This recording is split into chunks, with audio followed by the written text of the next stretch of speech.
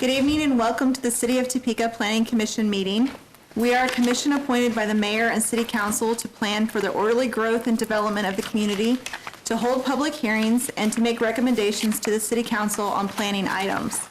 Please note that the city council rules state that the public hearings for planning cases shall be conducted solely by the planning commission. No additional public hearings will be conducted by the city council. Tonight's case is tentatively scheduled to be heard by the City Council next month. Agendas can be found at topeka.org. For cases that require public hearings, the procedure will be as follows. First, the Planning Department staff will summarize the case. Next, we will hear from the applicant or their representative. Then we will receive public testimony. Public comments should be addressed solely to the chair and are limited to 4 minutes. Chris, please take roll. Mr. Armstrong? Here. Mr. Freed? Here. Mr. Dean? Here. Ms. Jordan will not be here this evening. Mr. Kennard? Here. Ms. Lawson? Here. Ms. Messina? Here. Ms. Ringler? Here. And Mr. Warner? Here. We have 8 in a quorum. Did I miss somebody? Mr. Dean? Here. Oh. I got off my lines. Thank you. First thing on our agenda after the roll is approval of the minutes from our June 17th, 2019 meeting. Are there any questions, corrections, comments?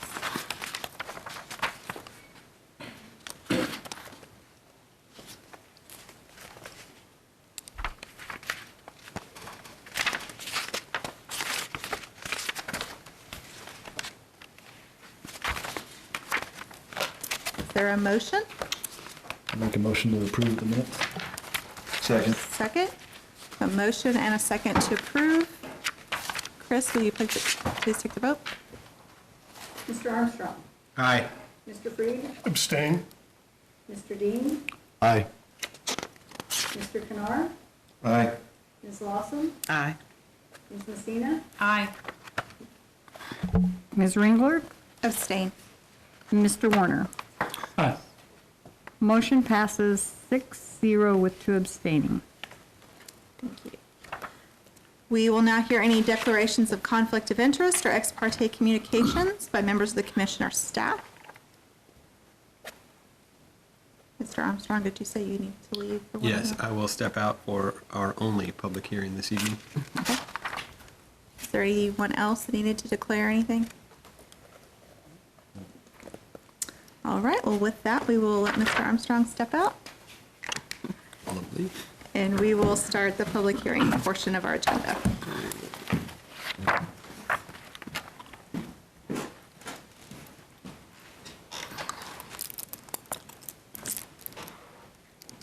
The first item on our, well, the only item on our public hearing agenda this evening is PUD 0406B, Blue Cross and Blue Shield of Kansas Master Planned Unit Development Plan by Blue Cross and Blue Shield of Kansas. Ms. Driver? This first case is an amendment to the PUD master plan for Blue Cross and Blue Shield. They're asking to include a 1.13 acre parcel that's currently zoned M2 multiple family dwelling district into their 13.3 acre PUD plan. That property is at 1104 Southwest Polk Street. That's along the east side of Polk, lying between 11th and 12th. The applicant's requesting the rezoning to allow a net expansion of approximately 12 to 17 additional parking stalls. Since the parcel is still zoned M2, it has to be a major amendment to their PUD because it's a rezoning to include that portion into their PUD, which is surrounded by their existing PUD master plan. In 2004, the initial PUD was rezoned. That basically it contained a variety of zoning districts. The property itself has been predominantly developed by Blue Cross and Blue Shield since the 1970s. The applicant was not required to conduct a neighborhood information meeting for this particular rezoning because of the scope of the project. However, the Historic Holiday Park NIA was notified. They expressed no concerns or opposition to the rezoning. Staff has considered the golden factors indicated in the staff report. The character of the area and surrounding neighborhood is comprised of surface parking lots that are predominantly associated with Blue Cross and Blue Shield, except for the one apartment building lying on the west side of Polk near 12th Street. The single-family neighborhood historic district is further west. The immediate area surrounding this is comprised under the PUD master plan for Blue Cross and Blue Shield. The subject property has been M2 since that structure was originally built in the early 1900s, and then it has been recently demolished since 2018 at least. The surface parking lots have surrounded the residence since at least 1994. Subject property is likely no longer suitable zone for multifamily because of its small size and is surrounded by the existing Blue Cross campus. The area is designated office and professional services in the historic Holiday Park neighborhood plan. It's within that blue area lying between 11th and 12th Street, east side of Polk. Southwest Polk in the plan is considered to be a transition between the office and professional service area and the office residential area. The office and professional service area was described in the plan to allow Blue Cross and Blue Shield and other large-scale office users to expand without harming the neighborhood. The proposed rezoning of this parcel is in conformance to the neighborhood plan. Staff is recommending approval. I am open for any questions that you may have, and the applicant's representative is here to take your questions as well. Thank you. Are there any questions for staff? Okay, hearing none, we'd open the public hearing portion of this case, if there's anyone from the representative. Good evening, Commissioners. Angela Sharp with Bartlett and West, representing Blue Cross and Blue Shield. And as you've noted, this is the last infill piece in that city block that Blue Cross and Blue Shield owns. So this will allow them to have better connectivity through the existing parking lot. Although they're not planning any additional access points onto the public streets, they'll use the existing access points that they have. So that'll answer any questions you might have. Any questions for this applicant? Thank you. Thank you. Is there anyone else who would like to speak to this case? Seeing no one else, I'll close the public hearing portion of this case. Any other discussion, comments, questions from the commission? Is there a motion? Based on the findings and analysis in the staff report, I move that the Topeka Planning Commission forward to the governing body a recommendation of approval of the proposed PUD master plan along with all conditions listed on page 5. Second. Any questions or comments on the motion? Chris, there's a motion to approve. Mr. Armstrong is abstaining. Mr. Freed? Aye. Mr. Dean? Aye. Mr. Kennard? Aye. Ms. Lawson? Aye. Ms. Messina? Aye. Ms. Ringler? Aye. And Mr. Warner? Aye. Motion passes 7-0 with one abstaining. Thank you. We'll wait for Mr. Armstrong to make his way back.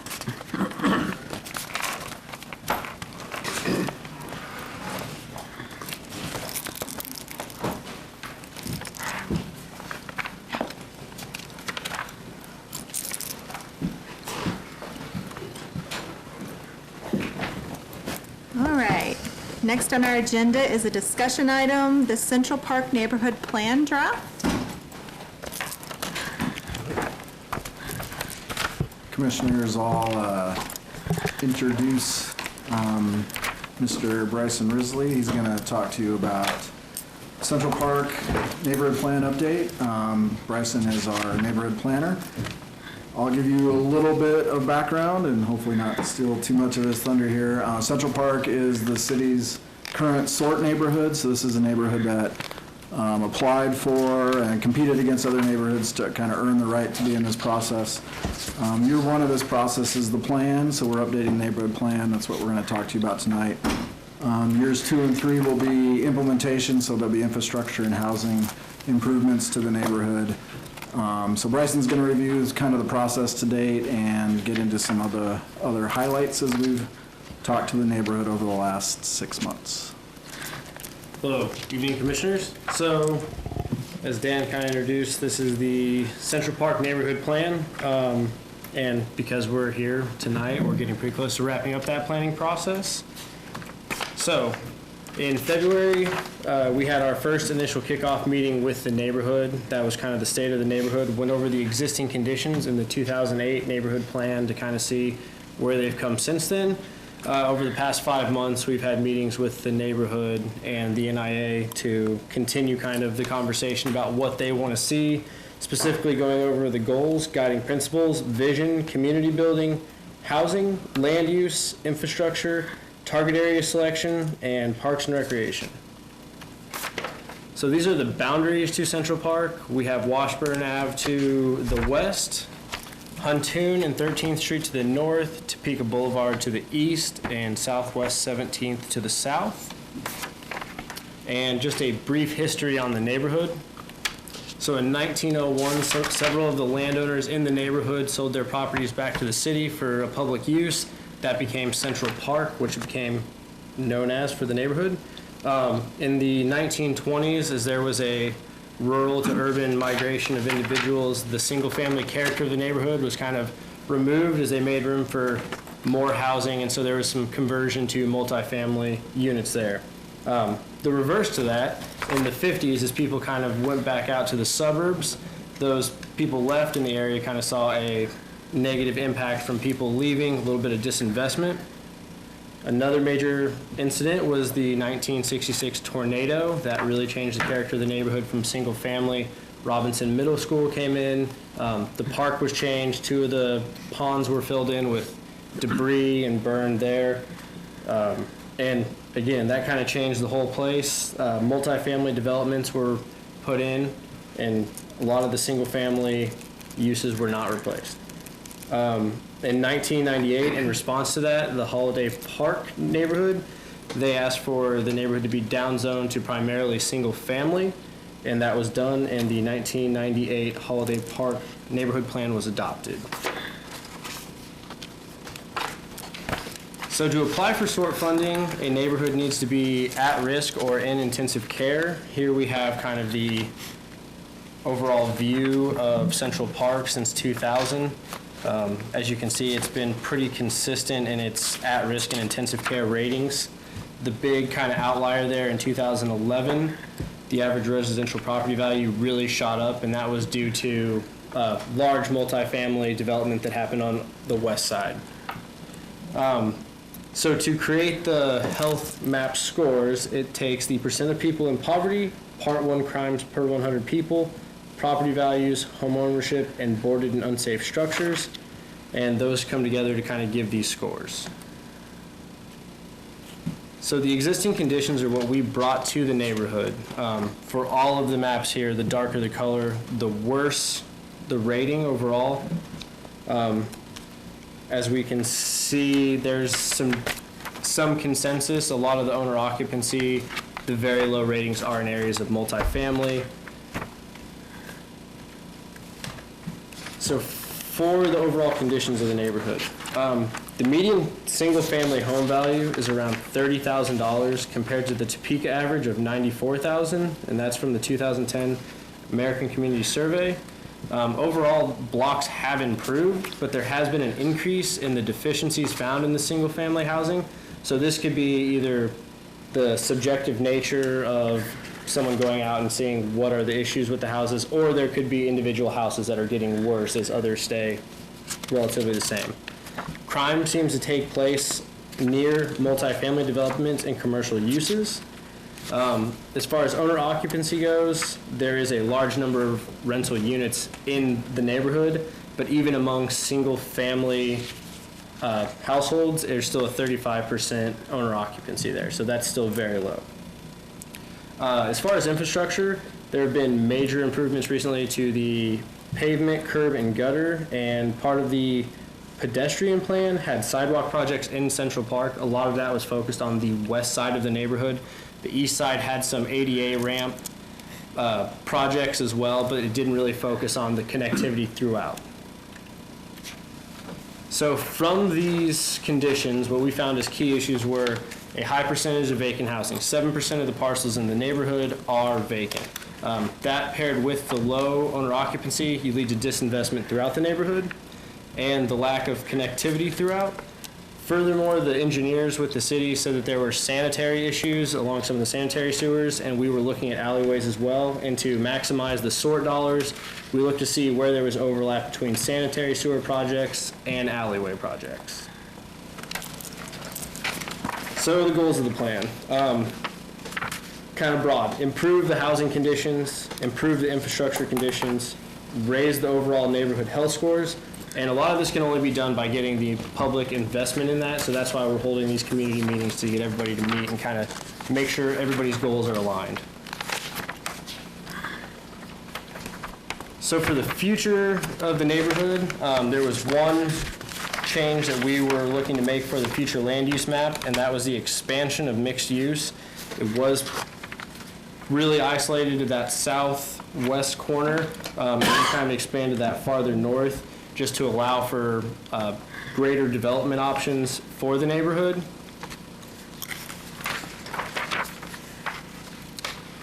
And this is the composite score, so that's taking the housing conditions, owner occupancy, crime, and infrastructure scores, putting a weight on them, and then bringing them all together. We can see that along the southern edge of the park, there's some areas of most need, and then again, kind of scattered throughout to the east, there's some more areas. That area to the southwest is primarily that commercial district. District's probably not the right word there. So for target areas, we wanted to look at the anchors and the strengths. Anchors are areas and staples of the neighborhood that are long-term community investments that draw people in. And strength areas are relatively strong blocks or underachieving blocks that have the ability to revitalize quickly. So we really wanted to put our target areas along either strengths or anchors. That way we're building upon an asset in the community, and also, having that strength as a core is a good asset as well. We have the three areas: the primary, the secondary, and the tertiary. And again, they're pretty much located along Central Park. The tertiary target area may not have any projects done in it. So to focus on the SORT housing projects, owner-occupied buildings, they can apply for up to $30,000 per household for rehab projects.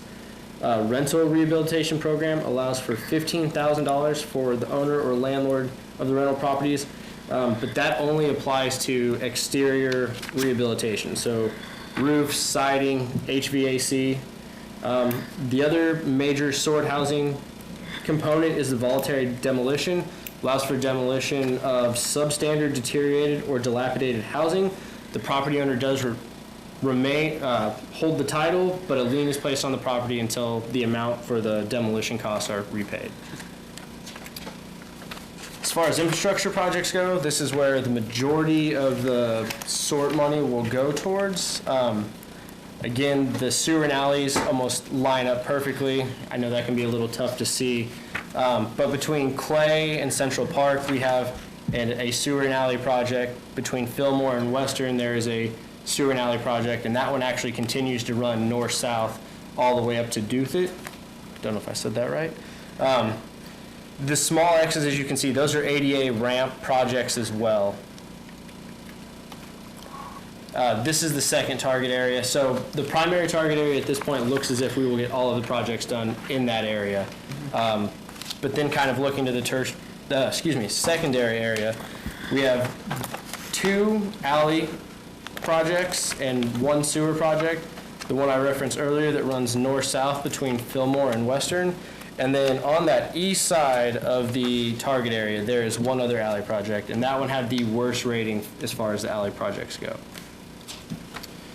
So for the funding for these, the infrastructure projects will take up $1.4 million, and the housing projects will be $330,000. Of the 330, the neighborhood has earmarked $125,000 for Cornerstone to do some sort of infill project within the neighborhood, and the rest of that will be used for the rehabilitation programs. There's also going to be the citywide half-cent sales tax and the countywide. Those will go to the projects along Huntoon and also along 17th Street. And these are kind of the timeline. So again, we're in that first year of the SORT project. So 2019, 2020, and 2021 will be the implementation. Huntoon will start in 2023, and the improvements along 17th Street in 2028. There's also projected to be a stoplight project that's going to go on at Topeka Boulevard and 17th Street, but that has not been identified quite yet, but that is also a potential project. So the next steps, we're going August 1st back to the neighborhood to get their input as well, and we're asked for their approval, and then we hope to come back August 19th and ask for action on this. Are there any questions? Any questions from the commission? Can you say, alley project, is that repaving the alley? What does that entail? It will depend on what the actual material of the alley is currently. If it's concrete, it will be replaced back to concrete. If it's already, I believe it's gravel or AB3 is a technical one, it will be replaced to that.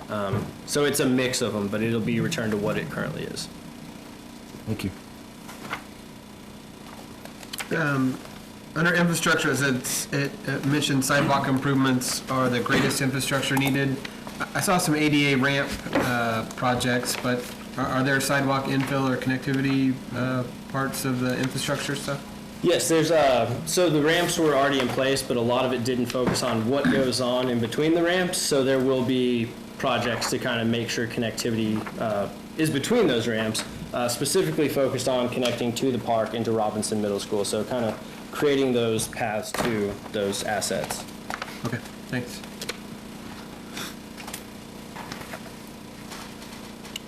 Other questions, observations, comments? Madam Chair. Yes. I do have one, just curiosity. So on your target area selection, you have a couple blocks that are like most needed in black. So are they more likely to get more funding for rehabilitation, or is that like, are they like scaled to get more assistance? So for this, it is scaled based upon the primary and secondary target areas. So since it's been identified and voted on by the neighborhood as the primary target area, it will have all of its projects completed, generally speaking, before we look to go into the secondary target area or the tertiary target area. So it will receive projects first based upon the neighborhood's vote. Thank you. Yep. Any other questions or comments? Maybe for Mr. Warner, can you tell me, are we to one neighborhood per year now? Are we still on two? What's the CIP effort at? So we are previously, so the last neighborhood plan that you saw was Quinton Heights, and that was part of our every other year doing two. We are now currently on a neighborhood plan a year, and really to start them, so we can basically get them done by budget time. So if we start in January, February, and we can get done here in July, August, then we're able to get the projects for this neighborhood into the CIP that much quicker and just get that process going right away, rather than having a lag time where maybe we don't get a plan done until January the next year and just slows everything down, so. All right, thank you. Are there questions or comments? Thank you very much.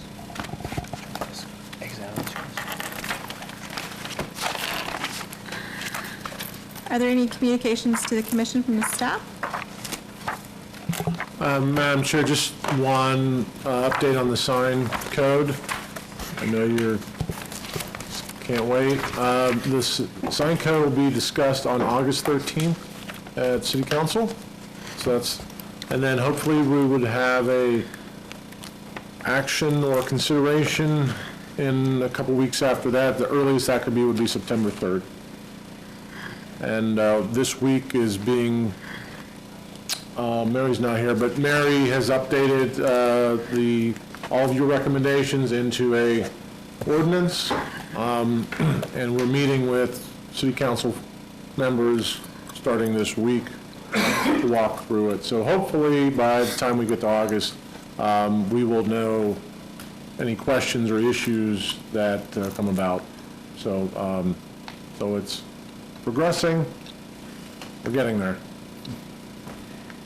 All right. Mr. Finder, governing body did take action on our PUD from last month, Sherwood Crossing, is that correct? Yes, all of the 4 zoning cases were acted on and approved at the July 9th meeting. So that included Sherwood Crossing, yes. Good. Thank you. All right. If there are no objections, I would move to adjourn this meeting. Hearing none, thank you.